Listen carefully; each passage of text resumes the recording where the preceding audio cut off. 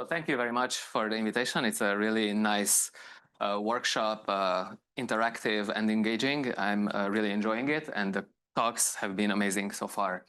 So today I'm happy to talk about this project, which is about how to use AI to make statistics better, basically. So it's about leveraging synthetic data in statistics. So as we all know, we are here because AI is getting better and better. So there's all kinds of exciting things that, like large language models, probably a lot of us use ChatGPT and Claude, and they don't just generate text, they can also be used to generate code. It might be a little bit hard to see, but this is actually Claude code. So it's something, you run it locally, it generates code for you. It's really good. I highly encourage, not just this product, but anything, try something like this and see how productive it can make you. There's also a lot of tools for image generation, like you can prompt a model to generate an image of a person riding an elephant, riding a bike. So that's a kind of a crazy prompt, but it can still generate something reasonable. And also, things like protein structure prediction. We have things like AlphaFold that can predict proteins. Oh, I think it's muted. I am muted. Oh, you left your phone, sorry. Oh. Okay, so we have a lot of exciting tools. At the same time, AI is not perfect, so there are a lot of things on social media and otherwise, like ChatGPT-5, the latest model, when it came out, you ask it how many strawberries are there in the word "are," it thinks for 10 seconds and it gives you 3 strawberries. So there's actually a long history about this, because initially it was like, how many R's are there in strawberry, and the models didn't know how to count. And then they kind of they fine-tuned it to be able to do this, but then it overfit, and now if you ask it the other way around, it does this. And also, you can generate a lot of code, but if you're not careful, it can also introduce safety problems. So this is just from some report from Gartner, I think, that I copied here. And also, sometimes it generates really, like if you're out of distribution, some models can generate really crazy, nonsensical things. Like this is a prompt, generate a map of Europe with the capital cities text, written in text, and you see things like Berin and Brurescus, and Berlin is in Ukraine, and it's crazy, right? So that's AI. Sometimes it works, it's really great, and sometimes it doesn't work. And so it's really, I think that's how it is. So what can we do what can we do in this situation? So one of the main kind of key areas that emerges here is that of synthetic data. Synthetic data is everything that is generated by an AI model. That's synthetic data.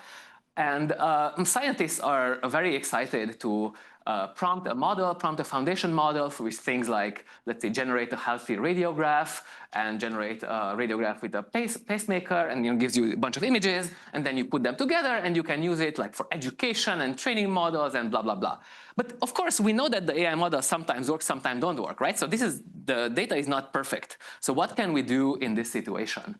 Synthetic data, and it's by the way, it's of course like perhaps what you mentioned, it's also used in training models, but the data is imperfect. So because I come from a statistics background, my question here that I ask is, how can we use this imperfect but potentially useful synthetic data for statistical inference? So it's not quite the same, not quite perfect, but it's pretty good. How can we use it, and how can we use it in a trustworthy and reliable way? So this is really an emerging area, and there's only just a few papers on it. So one of them that I'd like to highlight is kind of an inspiring paper by Shihong Lin, who is here at Harvard, and Jessica Grosbal last year in Nature Genetics. They had a paper about using synthetic data for genome-wide association studies. So our work is quite different from this, but it's very, very inspiring to us. Okay, so this is my work is with collaboration with Yaniv Romano, professor at Technion, and his students Meshi and Roy, who are very good at the computational parts, and Yong-Hoon is a postdoc at Penn, working with Eric Chetgen and myself, and he's great at the theory. It's kind of a really amazing team, and they did amazing work, and happy to talk about it here. So what we do is we introduce a kind of new framework for how to use synthetic data in statistical inference that we call GESPI, General Synthetic-Powered Inference. So this is kind of a wrapper that you can think that you use your old statistical method and you can use this on top of it to make to enable it to use synthetic data, and you can still trust the results. And it kind of safely enhances sample efficiency. So, and I'll introduce the framework, but I just want to say that, it's because it's general, like that's one of the main powerful aspects of it. It can be used for hypothesis testing and prediction sets and risk control and multiple testing and a bunch of other, general inference problems. And also, I will try to illustrate for you a few example use cases that kind of are in the space of AI. So that's one connection to another connection to AI, kind of testing win rates for reasoning LLMs. Can you tell, with very little data, which LLM is better than the other? Maybe you can use some synthetic data to evaluate better. So basically improving AI evaluation. That's one application that I'll illustrate. Some interpretability in vision language models, some protein structure prediction examples, and some outlier reduction, depending on how much time I have. Let's see how much I can get through here. So please feel free to ask questions at any time.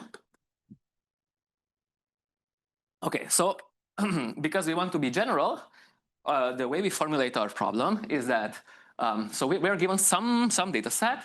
We'll talk about whether real and synthetic, but given some data set, we want to control a risk measure. Risk measure is, in statistics, historically is been defined through loss functions in statistical decision theory, and we want to control it over the population. So we have a data set, but we want to generalize from the data set to the population, okay?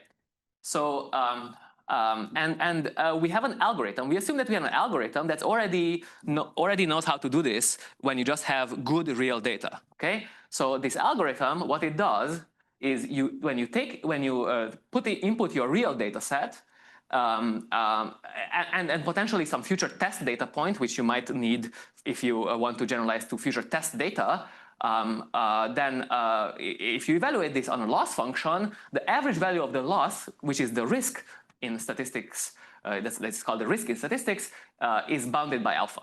So this is kind of the goal, and in many problems, these algorithms already exist, right? So we just assume that if you have real data, we have an algorithm that can do this.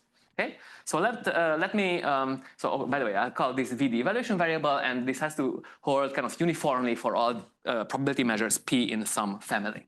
So just to give a sense of how this includes a lot of inference problems.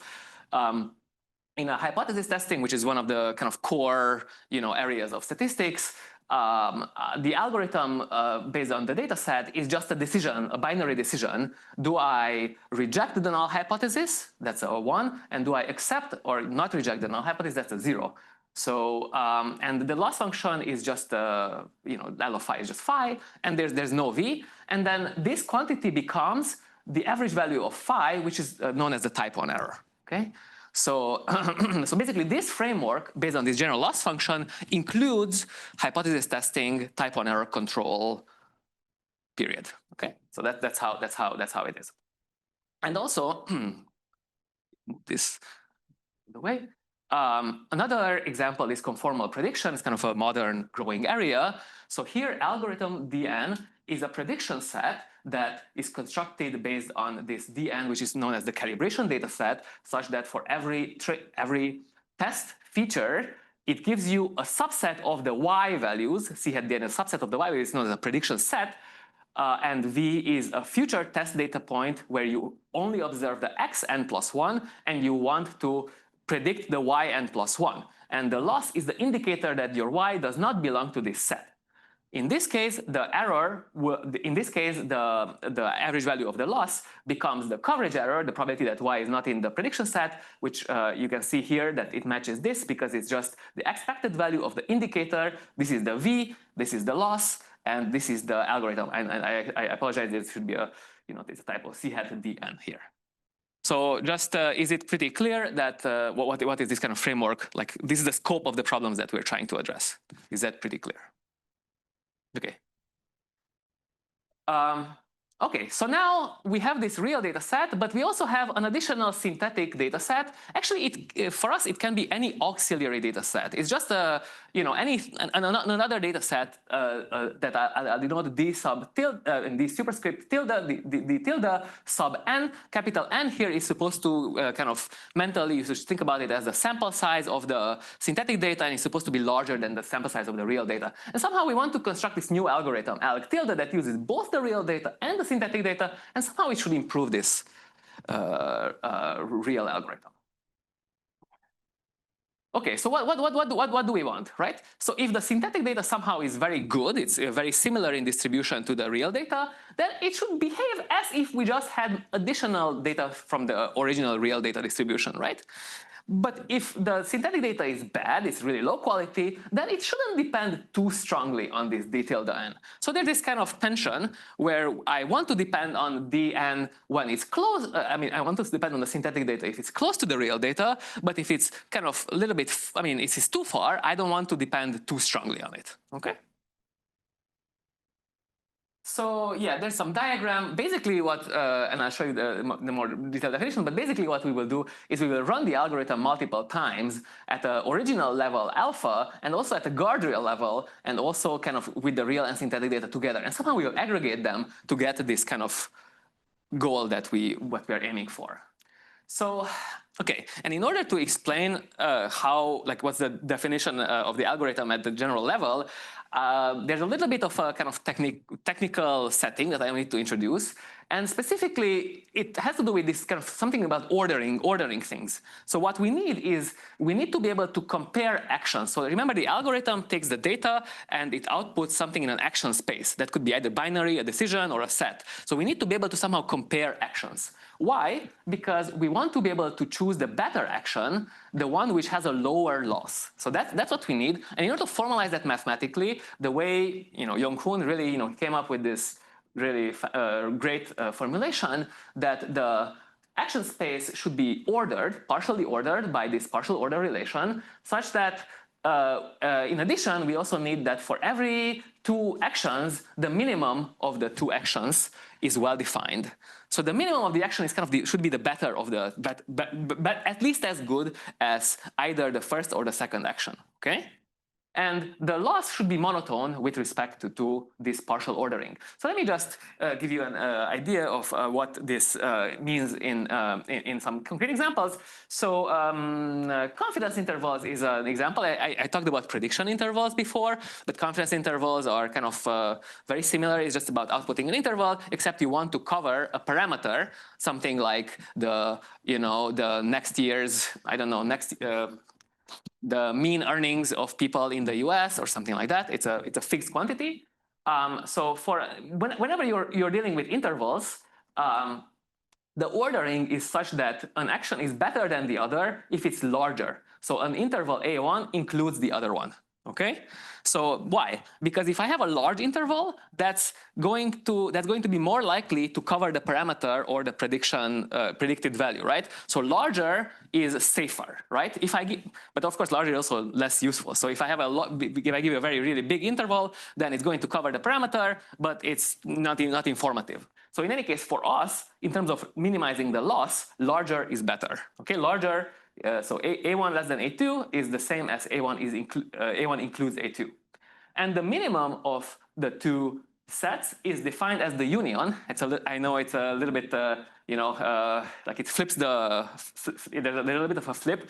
So I apologize. Maybe there's a way to make it more intuitive if we switched it. But anyway, this is what we came up with here. So and why does it make sense that the minimum is the union? Because I take the better of, I give you one interval and I give you another interval. If I take the union, that's at least as good as both of them, and at least as likely to include the true parameter or the next observation as either of them.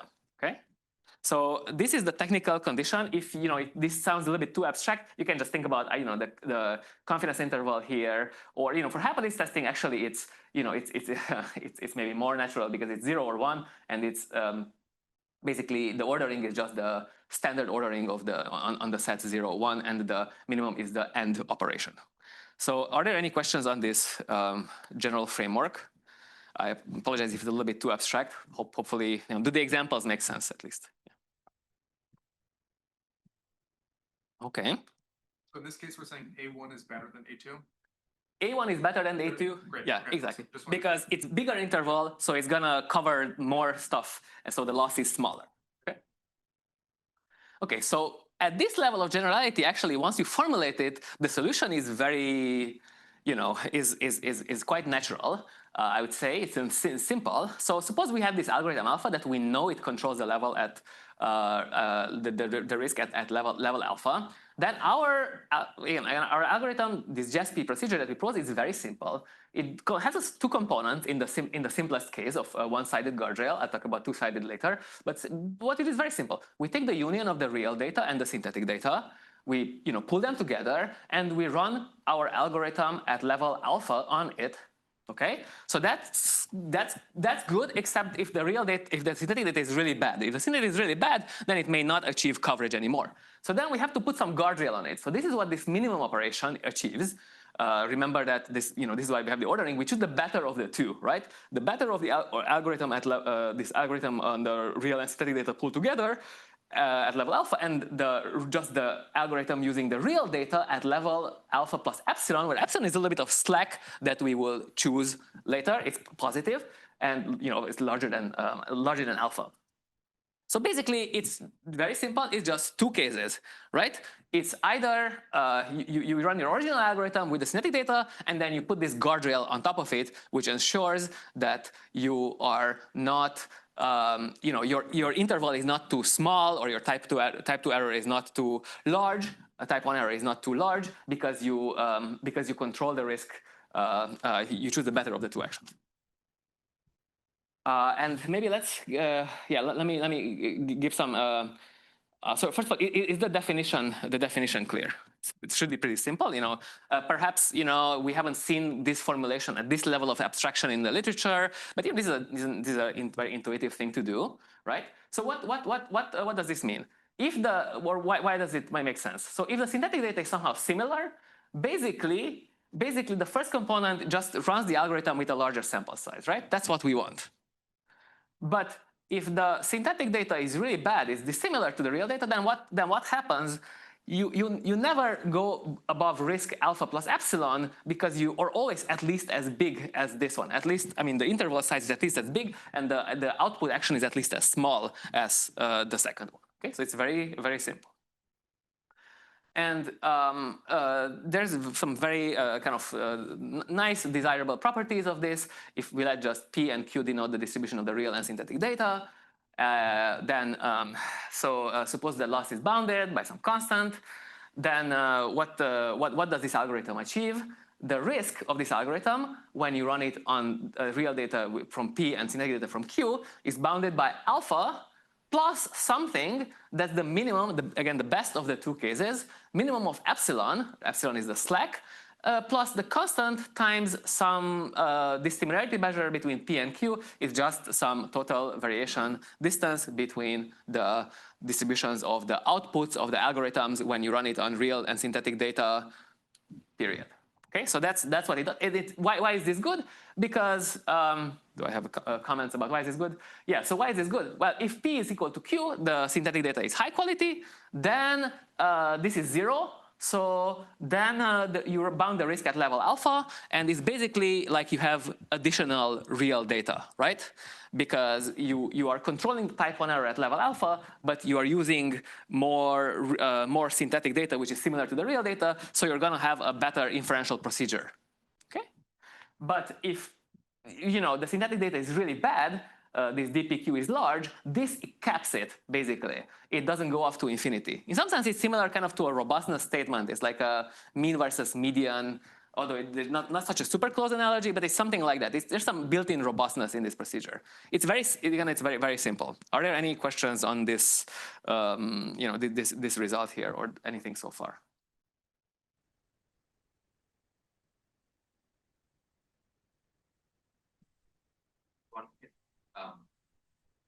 For example, if the interest was just to do some prediction, right?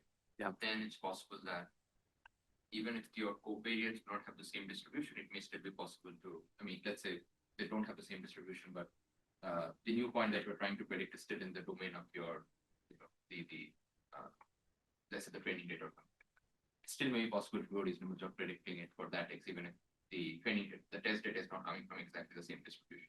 In that sense, it feels like DPQ may be still large, but if your goal is just predicting for an X, so I'm just wondering, is there a bit of a layered comparison here? Yeah. So this is a worst case bound, right? So definitely it's possible that the result is better than this. And in fact, what we will see is that even for synthetic data that's quite different, we still are close to alpha usually in many examples. Okay, but I think what you will see is that the examples should be yes. Oh, sorry. Yeah. Apologies. Yeah. So, yeah, I'm just like intuitively, it feels to me like because I've thought about similar things a lot, and I feel like I understand that you're kind of, taking the more conservative action of the two Exactly. will have this kind of safeguard Exactly. error rate, but it sounds to me like practically, probably I would just default to running just on my like high quality data at a more conservative error rate. Like what I would hope to do is if I have a lot of synthetic data, obviously information theoretically, if I don't say anything about how it relates to the real data, I can't like gain anything. But what I would intuitively want is to have like much, much better statistical power if I have like a lot of high quality synthetic data. But I don't think, unless I'm misunderstanding something, I don't think that will happen here. Like I think even if I have a lot of fantastic synthetic data, I will still default to like the other conservative decision, which is just blow up my error. That's a very good, very good point. And I should say that even the naming some of it is inspired by the prediction-powered inference that Tiana was involved in. So we were very, it's inspiring to us.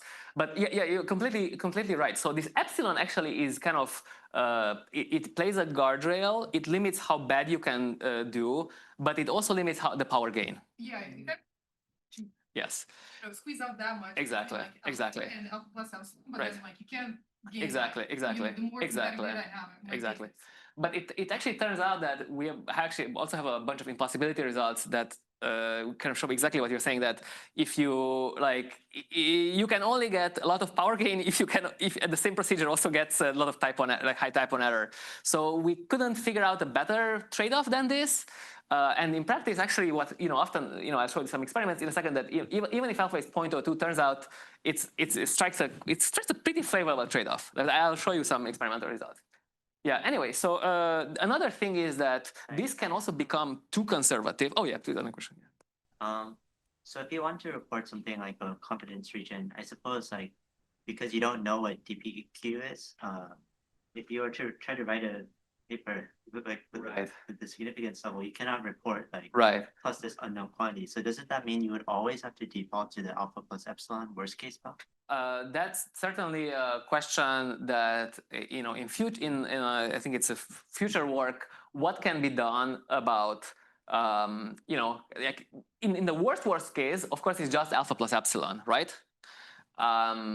But when we run it empirically, we see that it's around alpha. So it's a real question of how can we do something that's adaptive to that unknown DPQ, even if we don't know it and if it's maybe hard to estimate. I think that's a real question, yeah, which we don't know how to do at the moment.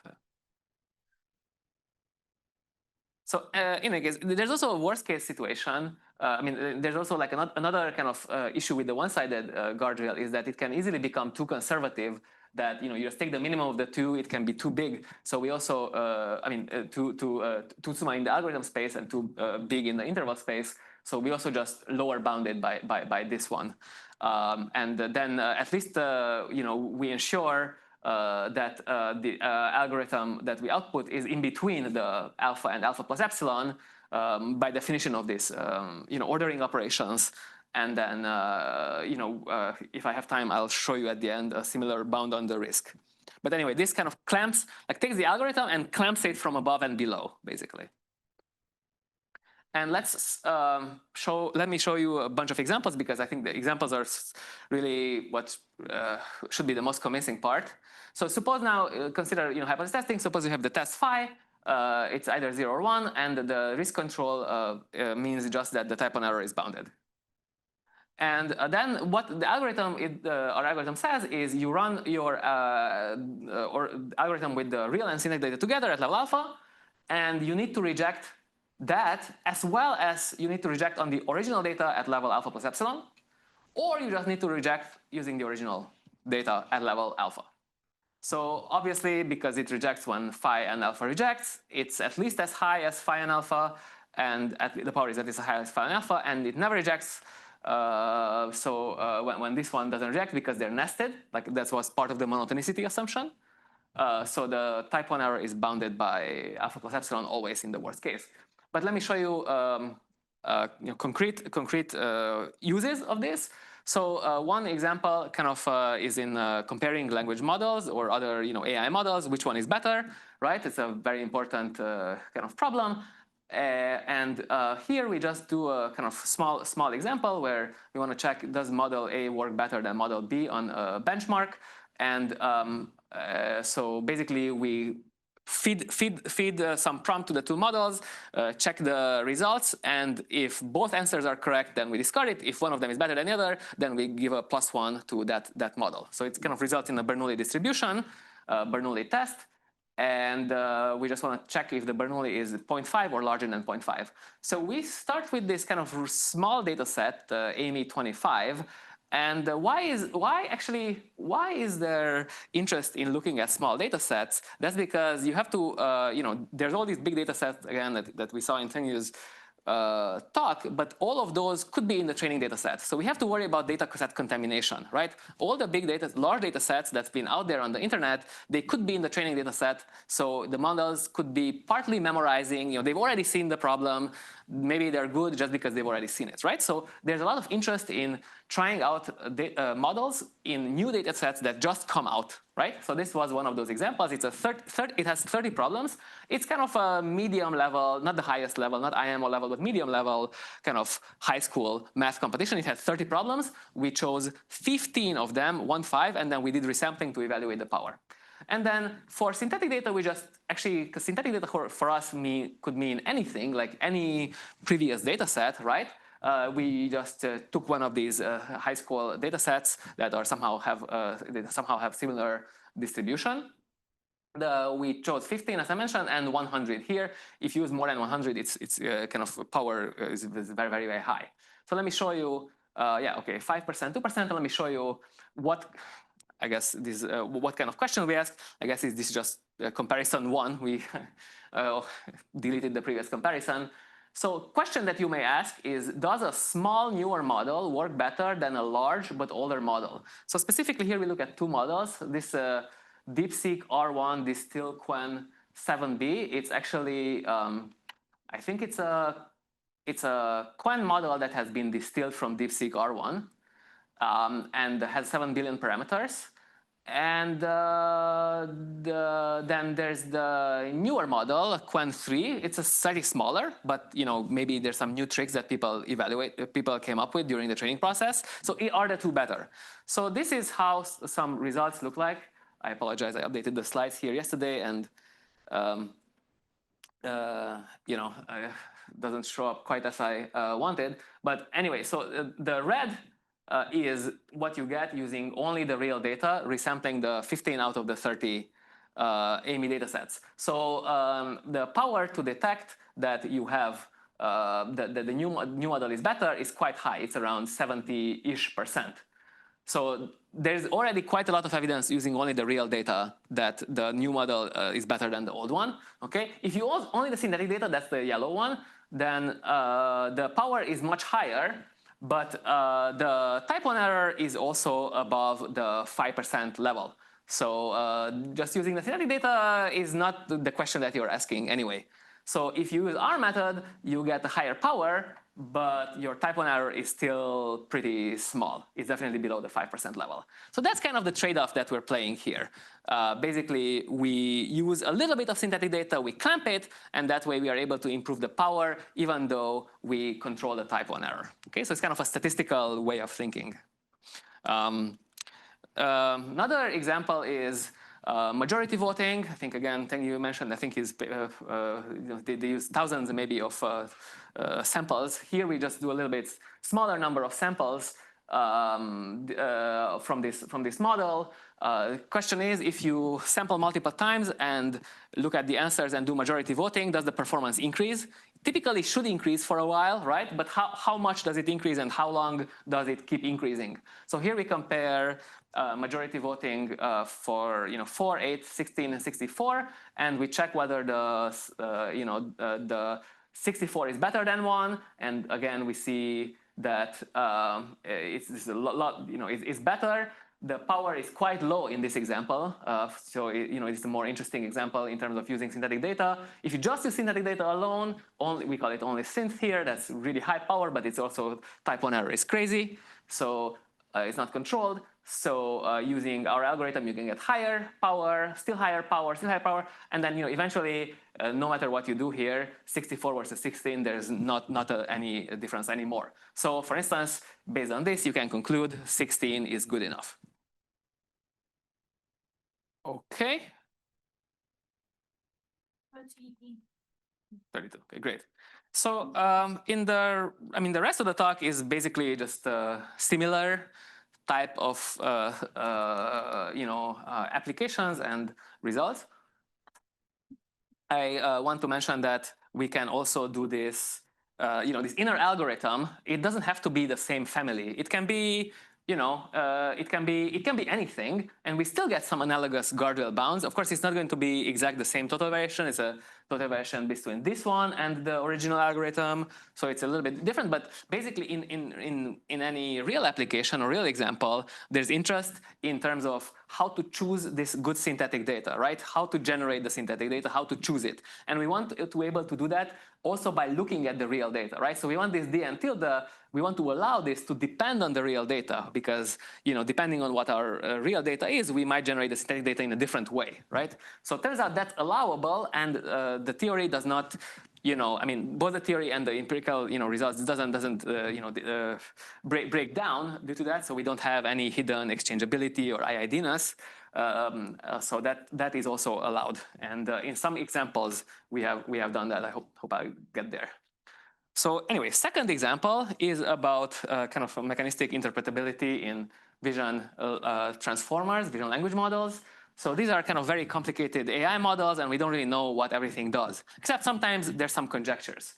So in particular, there was this paper from OpenAI, 2021, which looked at a certain clip vision transformer model, and in a particular layer and particular head, it found that head is activated for animals. For pictures of animals is a high activations, okay? So that's coming from a kind of a prior empirical work, and then we wanted to see if we can do both a more scientific hypothesis test of this, and also we can detect this with fewer data, like with less data. That's what we wanted to do. So we use some real ImageNet images for our test, and also synthetic images generated by one of these kind of recent diffusion models. And we did a 2-sample permutation test on the activation scores to check if they're activated higher. And we just had to look at the define some scores. So how to define some scores? You start with an image. You start with a prompt, like a photo of an animal. You extract the embeddings, and then for every image of interest, you look at the different tokens. The tokens here are patches of the image, and you look at the different tokens, and you look at the contributions of every token at your head, at the given layer and head of interest, and you project them into the text direction to kind of see, the activation in that direction, and you average over all of the tokens to get something that depends on the whole image. So that's our score, the SLHX. So it's the score that depends on the location, the layer, the head, and the image. And then there's of course 2 distributions of images, animals versus non-animals. And we want to test the null that the head does not respond to the animals, and the score, that we had on the previous slide, has the same distribution for animals versus non-animals, versus the alternative. Here we just look at the mean. The mean is higher for the animals versus the non-animals.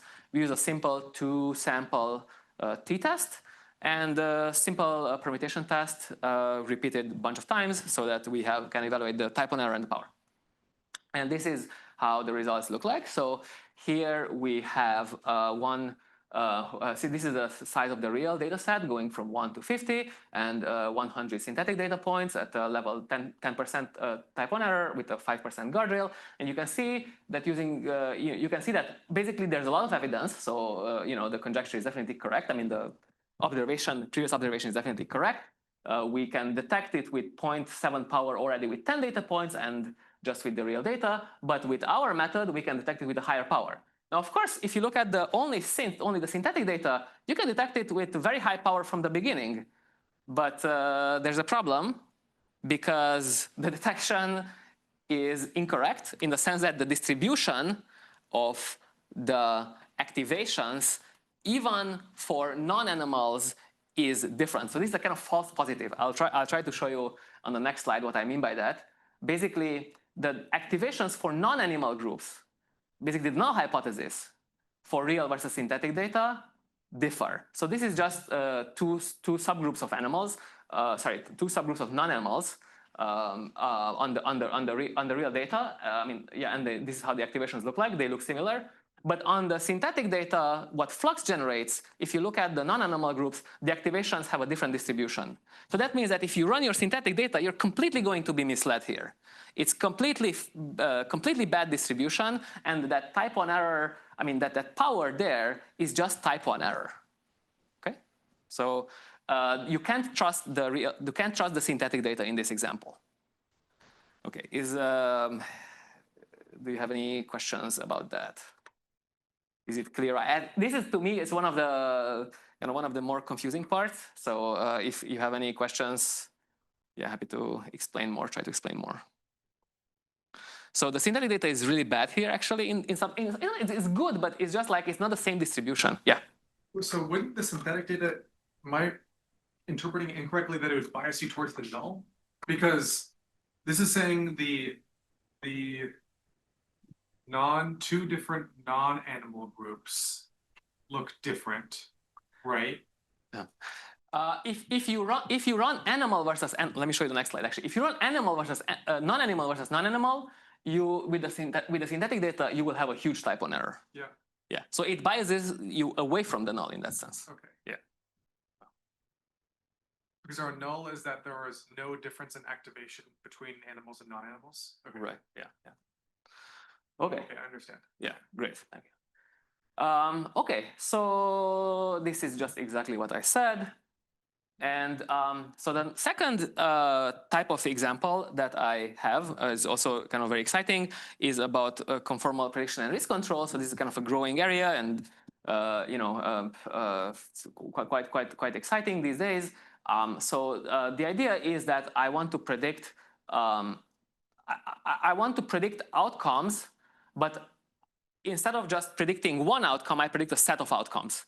And that way I can, if I predict a sufficiently large set of outcomes, I can ensure that with high probability, I will actually predict the true outcome in that set. And there's a more general version of that, kind of a very nice paper by Anastasios Angelopoulos and collaborators that generalizes this to kind of general monotone losses that could be like something like the false negative or F1 score or something, where you just control the loss in this way. So the loss of the prediction set on the future test data point is bounded by alpha, the average loss, so that the risk. And whenever you have prediction sets, this is the formula. So you run your algorithm pooled with the real and synthetic data together. Then you take the union with that you get from just the real data at level alpha plus epsilon, and you clamp it at level alpha with the real data. So it's very simple. And actually, this is this conformal prediction is how we got started in this. So we have a previous paper that will be presented at New Year's this year, where we just studied the case of conformal predictions. It's a kind of very special, narrow case of this work. And also it's a strict improvement because at that time we didn't know that you can pool the real and synthetic data together. So we thought you had to use the synthetic data alone somehow to get the bounds. And it's kind of very complicated. Later we figured out, oh, you can both generalize it, make it better and simpler and more general. So it's kind of like a uniform generalization and improvement of the prior work. Okay, so let me show you, there's going to be some cool examples that are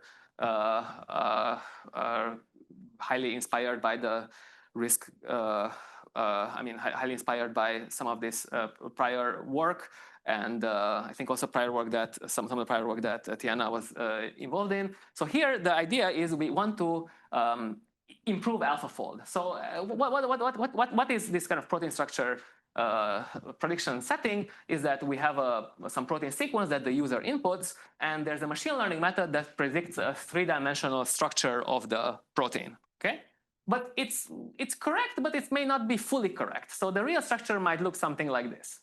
And you can see that so the protein structure is quite complicated, but there's these sheets. There's beta sheets, and there's these helices, the alpha helices, and there's also these kind of little disordered regions at the outside. So these helices are quite well predicted.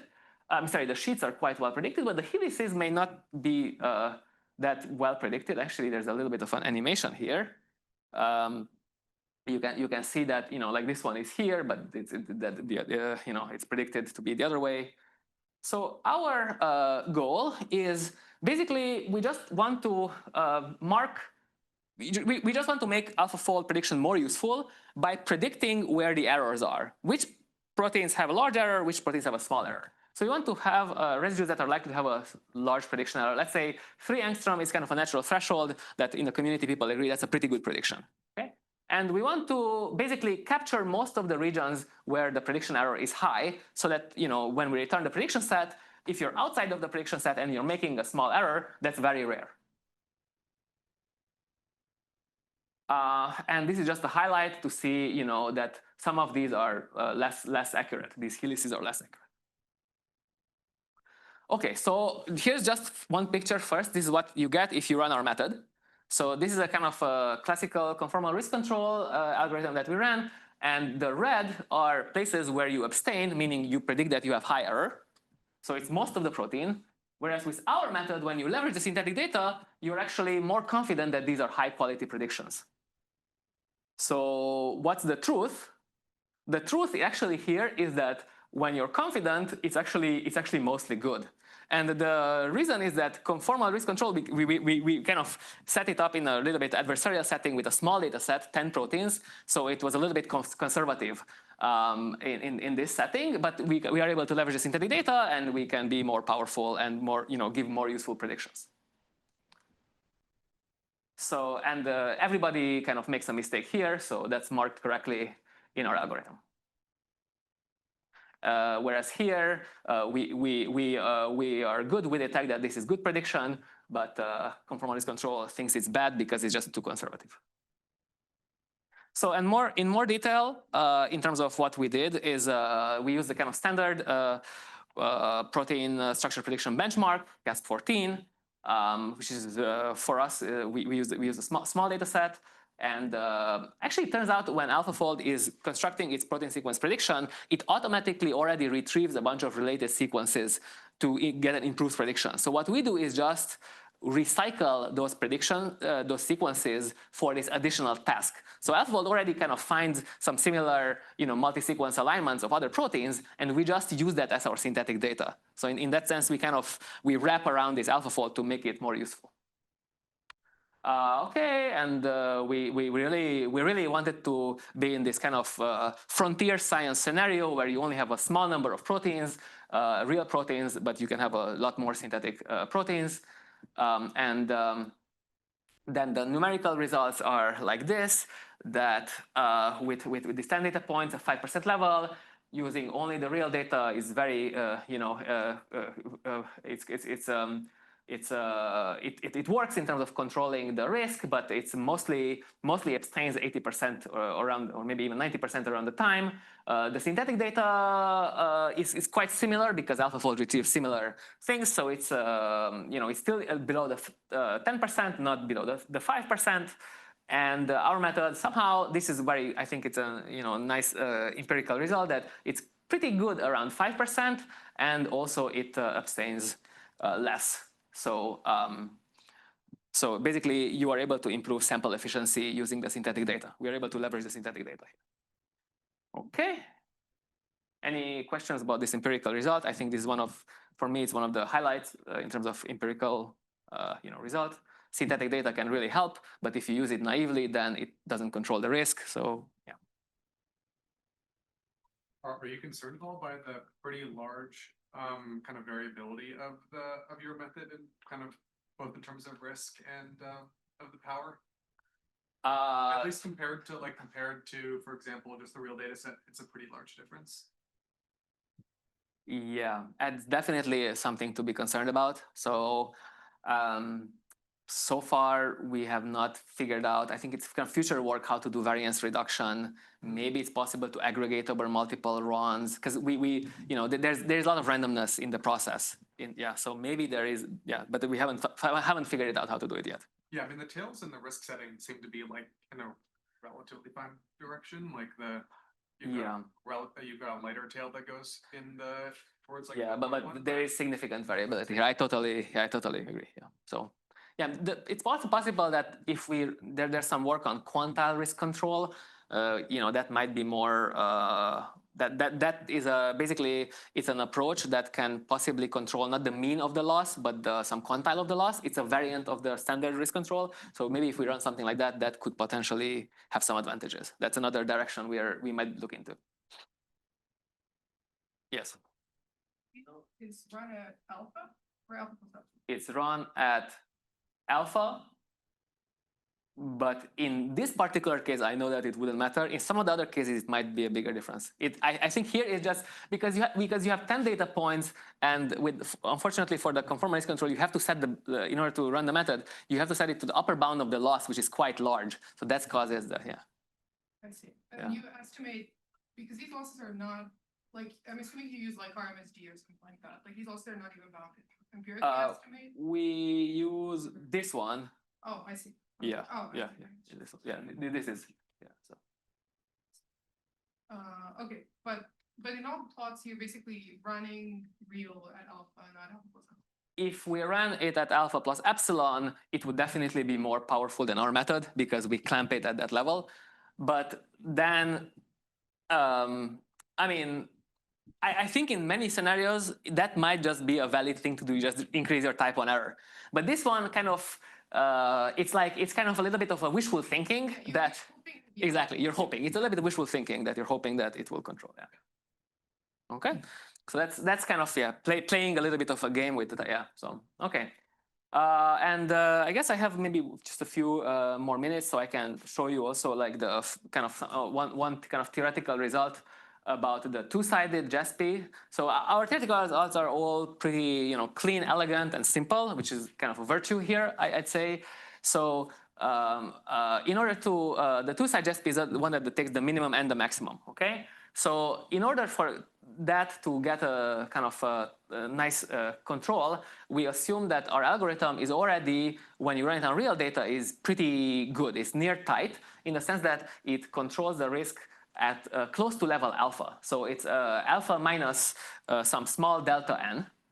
And for instance, if I run a normal confidence interval, then I get, it has perfect coverage, right? So delta n is 0. If I do a split conformal prediction, then this holds with alpha minus 1 over n, 1 over n plus 1, so it just holds with delta 1 over n plus 1, so it's very tight. And conformal risk control also has a similar bit with a factor of 2. So this holds in many examples. And in this case, the type of result that basically Young-Hoon was able to derive is that if you run it with the synthetic data, you are also pretty close to alpha plus something minus something. You're very tight. And how tight are you? Well, obviously there's epsilon, which it's inbuilt, this kind of core in the core guardrail, plus tau plus d tilde. So tau is just a kind of a probability that when you run the algorithm, the original algorithm, not the clamped one, you are in between, which should happen most of the time if your synthetic data is reasonable. And d tilde is just how far away your real and synthetic data are in terms of the TV distance of the outputs of the algorithm.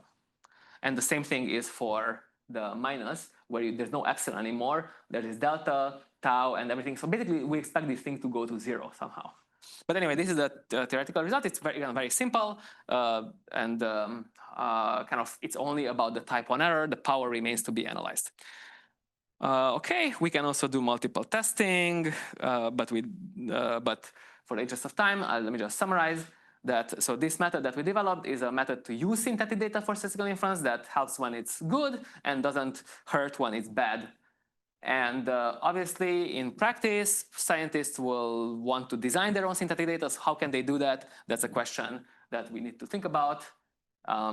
There's a preprint available that you can take a look, and thank you very much.